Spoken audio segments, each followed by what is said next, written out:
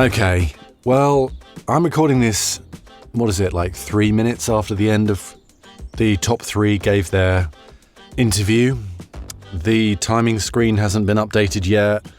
The results aren't officially posted yet. But I wanted to just start talking about that qualifying session as a sort of raw response. I don't necessarily want to process it too much. I'm going to keep an eye on the news because you never know.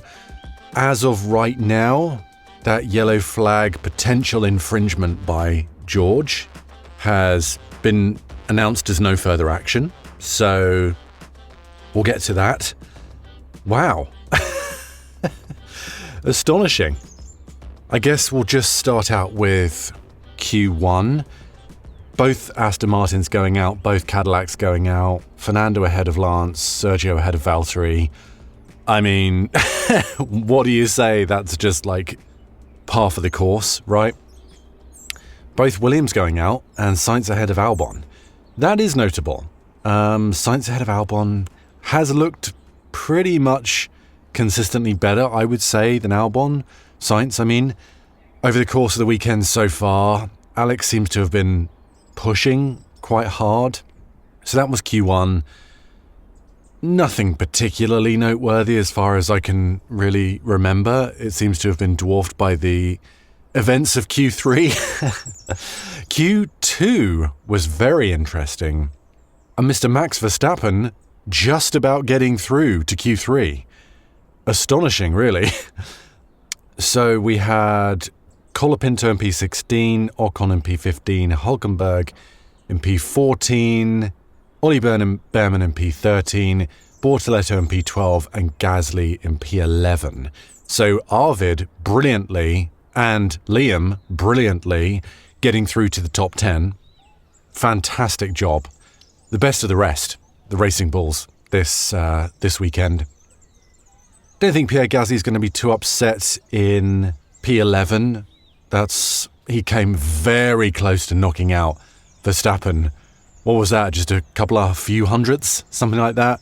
I know on the radio he said that he believed he would go through with that lap, but he really pulled it out the bag. Franco down in P16.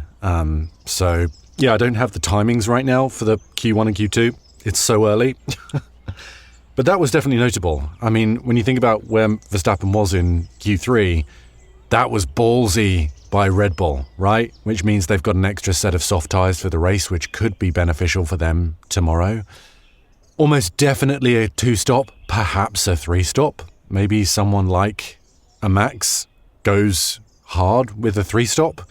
And the fact that you can overtake in Austria, why not? You know, he's sort of in no man's land in P5 there. Might as well go bold, right? Anyway, that was the story of Q2. The main one being Max squeaking through, Gasly just missing out, but doing great. Everyone else kind of where you expect him to be.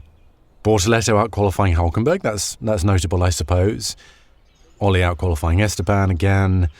But yeah, pretty solid Q2.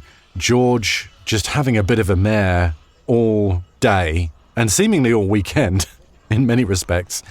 Just having a particularly messy qualifying until we get to Q3. So yeah, that was the story of Q1 and Q2. Let's just get to Q3, right? Because this is just nuts. So my first feelings in Q3 were, why did they send Lando out so early? Why did they do that? The McLaren's really not ambitious with sending their cars out. They were just out there rubbering in the track for the bigger teams, you know, the more competitive guys. I don't really know why they didn't optimize their run and push it a bit. He was like noticeably earlier than everyone. So that was bizarre. So after the first round, Kimi looked great. Max pulled out an incredible lap. I mean, where did that come from in the first run of Q3? Astonishing. Absolutely astonishing. So that was really the one of the big stories. The other big story in the first run was Lewis messing it up in turn 3. He just outbraked himself in turn 3. He was, I guess, hoping that he had enough fuel for another banker, but Ferrari obviously didn't put enough fuel in for that. I think that's good. I think, again, that sort of underlines my thesis that Ferrari really going for it this year and really believe they can win, because they're not leaving time on the table with caution. They are seizing every opportunity to shave hundredths and thousandths off their times, and that includes not putting an extra cooldown and an extra fast lap in there just for safety's sake. I think good on them for that. I know Lewis was not happy about it, but whatever. Max with a wonder lap, Kimi looking fantastic, George looking solid after the first run, both Ferraris looking decent. No, they really, I think, turned the wick up, right, in the power unit, particularly for Q3, which is interesting because had Lewis done a banker, where would that have been? As it was, they were only a few hundredths apart. So, Charles did a great job. Looked like it was a Ferrari front row until the chaos of the last couple of minutes. But anyway, let's get to the second run in Q3. So, McLaren's again out quite early. Not much to write home about. Didn't look like they were particularly fast. Racing Bulls did what they could, but they were like 8, 9 tenths off, in Q3. And there was, they were looking at 9 and 10th, whatever they did. It was just which way round was it going to be. It just so happened that Liam outperformed Arvid by, 5 100ths, half a tenth. Really not a lot in it. So great job by those two. Hadjar basically being the worst of the top 8. He was half a second ultimately off the pole time, which wasn't the ultimate pole time, because we didn't really have Kimi do a lap. George lifted. So really the benchmark other than that was the two Ferraris, and they weren't the fastest out there today. They literally weren't, with George obviously outperforming them at the very end there. So I think Isaac was a little bit further off the ultimate pace than he ultimately ended up being, albeit that was already half a second, which is quite significantly off. So Lewis had it all to do in the second run, did a great job, was, before all hell broke loose, was P2, Charles P1. Again, just a few hundredths difference between the two. But when you feel that Lewis had an all or nothing lap, that was a great drive from Lewis. I mean, it could have been much more cautious than that. I think he's going to be disappointed that he starts in the second row, but he's on the clean side of the track, which is good. But the big story, before Kimi gets his big run in, Max binning it in turn 9. Let me have a look at this. Let's have a little look at this. All right, we have the qualifying times now, so I might dive into those in a minute. But let's have a look at this. All right, he loses it very early in turn 9. So it looks like potentially on... He gets up on the curb. I think he's downshifting, and I think it just unsettles the car. And he's just probably, Max is an all or nothing guy, right? I mean, he was going for it. He pulled that wonder lap out in the first run of Q3. I think he was just like, well, it's P1 or wall. And eventually it was wall. But yeah, he was pushing. He was a bit down in Sector 1. He was fastest in Sector 2 at that point. So he was potentially on for beating the Ferraris. Antonelli at that exact... I'm literally got the point where Max loses it on the screen here. Antonelli is only green in Sector 1 and Sector 2. And Verstappen was purple in Sector 2, a little bit down on Sector 1. It was just a yellow in Sector 1. So it wasn't a slam dunk that Antonelli's lap was going to be a pole lap. However, he has been insanely fast in Sector 3. So I think Antonelli stood a good chance of getting pole, certainly getting ahead of the Ferraris at least. Don't know how he would have stood against Verstappen, because potentially he was slightly down on Verstappen right at the point where Verstappen loses control. So anyway, I think this might be a downshift, unsettling the rear of the car, and he hits the curb fairly hard as he's turning at high speed in turn 9. So I think possibly a couple of things, just going an extra few kilometers per hour faster than normal and just pushing it to the absolute limit, beyond the limit, clearly. What's interesting is that George was behind Antonelli at this point. So Antonelli, we'll have to see what Antonelli does in that last sector, if he just backs off completely. Apparently it was a yellow flag, just a single yellow. Single yellow means you have to lift and show a noticeable lift. Double yellow, slow down and prepare to stop, right? That you cannot put a pole lap in when there's a double yellow, because you have to be, significantly pootering around. Apparently it was a single. Should it have been a double? Or at some point, when did the single turn into the double? And at what point on the track are the cars? And which car is where at any one time? This has been a discussion. I remember talking about this prior in other events. I think this was a Lando situation where he got penalised for doing a lap with a double from memory.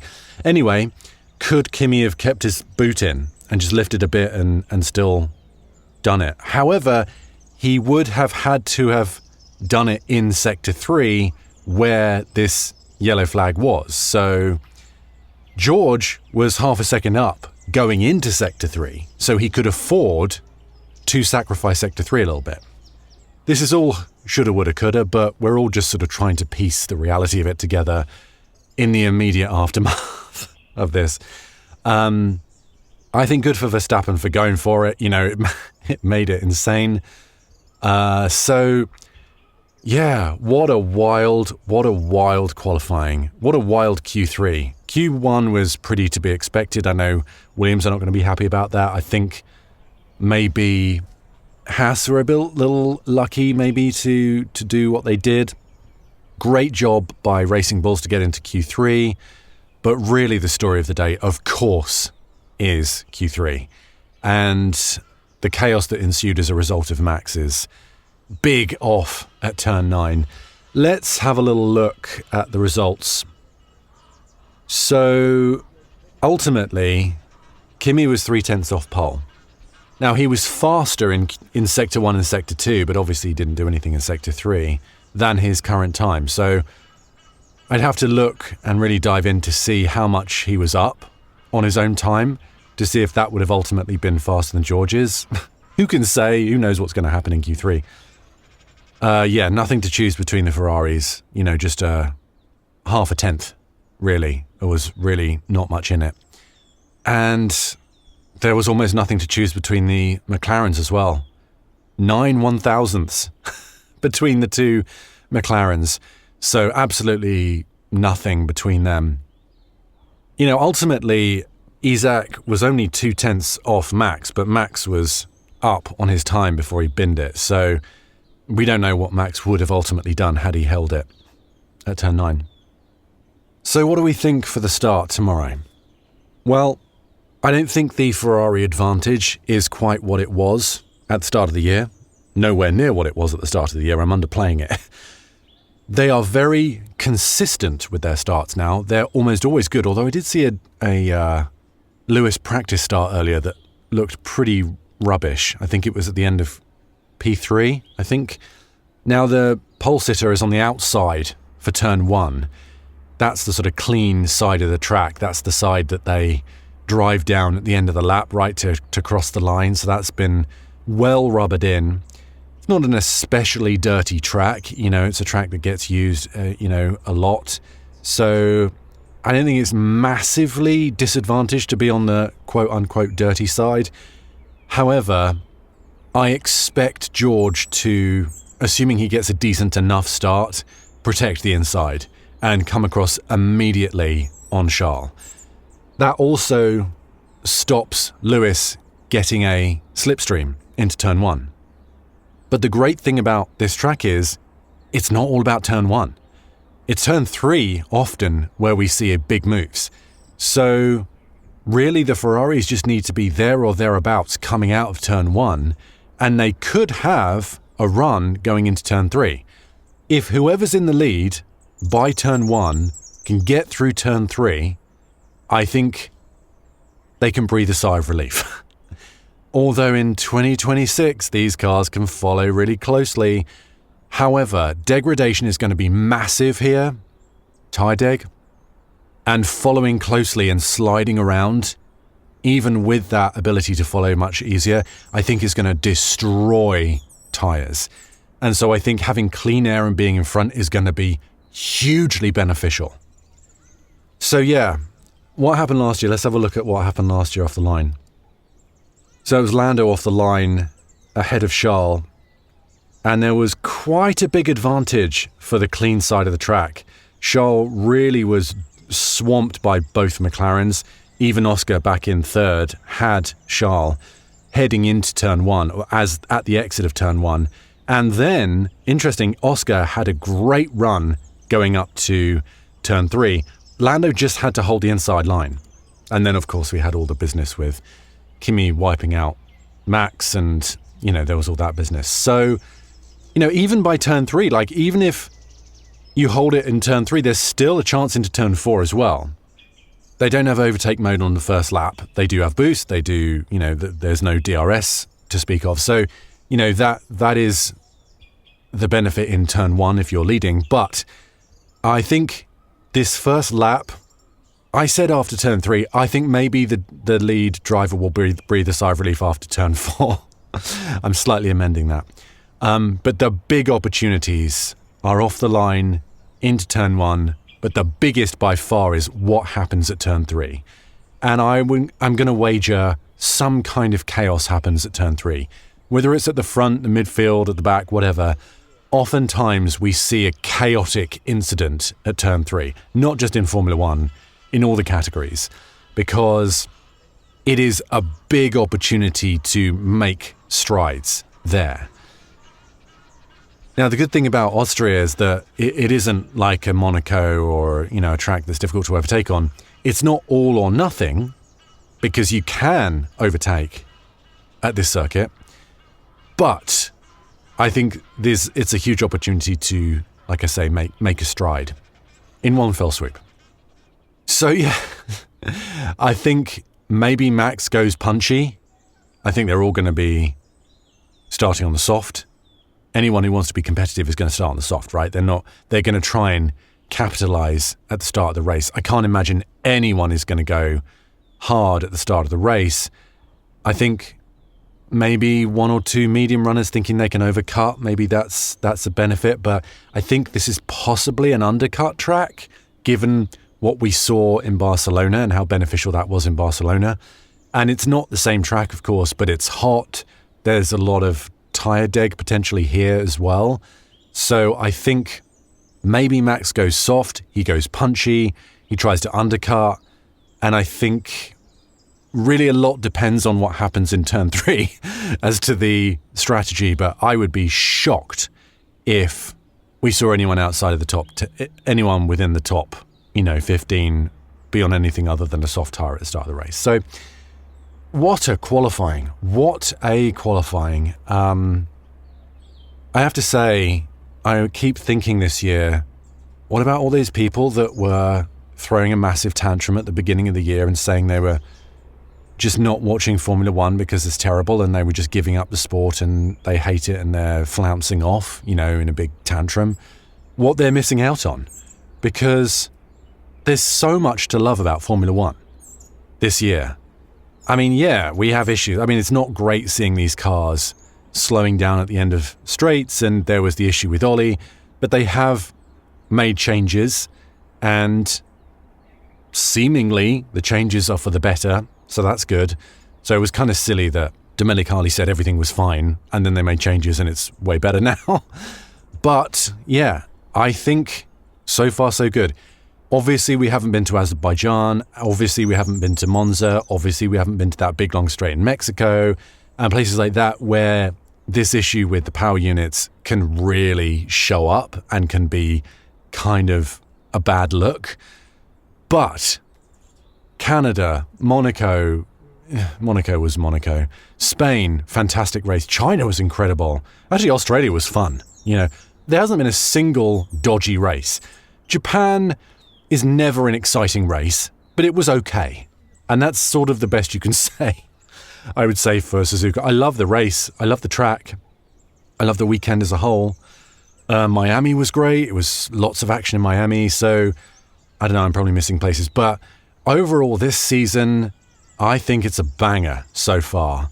And the fact that we can go into Q3 and have absolutely no idea, outside of the Racing Bulls, which team is going to be on the front row speaks volumes about how exciting this season is. Now, it ultimately ended up being yet another Mercedes pole. So if you just looked at the results, you'd think, oh, boring, massive Mercedes works team dominance. But that, of course, as we know, doesn't tell you the whole picture. I mean, in some ways, George slightly fluked his way into that pole, but he used his nous. And, I mean, who saw that coming at the beginning of qualifying today when he was just... Did he do 3 runs in Q1? I think he did, right? Albeit on scrub tyres. But he was just desperately trying to figure out... He took that weird line in turn 3 to try and work out how he can do some of the Kimi tricks. So yeah, I'm a little bit nonsensical because my brain's a little bit exploded from that qualifying session. I still can't quite wrap my head around it. Let's check out the news. Let's see if anything's changed. Because you never know. Ferrari might lodge an appeal, a right of review. I didn't see anything yet. Let's check the FIA. It's very early. Like I say, it was only like 25 minutes ago, something like that qualifying finished. So I don't see anything here. No, they've just put up the provisional qualifying. It's the official qualifying result hasn't been posted, but that takes a while. Always, anyway. Let me just check the Ferrari socials, just in case. Statements just saying we line up on the first 2 rows, P2, P3. Doesn't look like there's going to be any investigation. At the end of the day, if he lifted, George that is, and it was a yellow flag, not a double yellow, all good at the end of the day, right? All good. And that seems to be the case. So, yeah, a wild qualifying.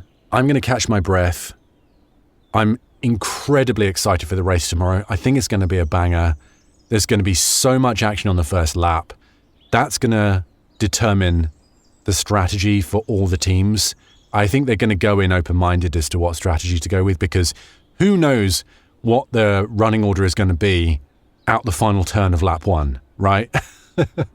And that is going to determine the strategy for each team. And that's not all said and done. Like I say, you can overtake on this track. There could be huge benefits to undercutting. It's going to be a race of attrition. Are the Mercedes power units up to it? Is the battery going to last on Lando's car that hasn't got the upgrade to his power unit because he would have to take a penalty? So many questions to answer, and yeah. Anyway, that's me done for today. I hope you have a wonderful day. I hope you enjoy the race tomorrow. I will have an episode coming out Monday morning, bright and early. And yeah, Formula 1 in 2026, done good. Okay, bye-bye for now.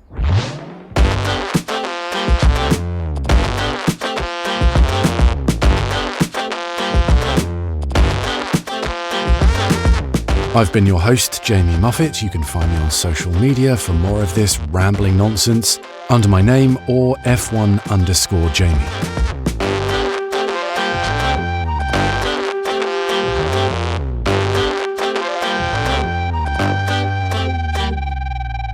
This is an RPS audio production.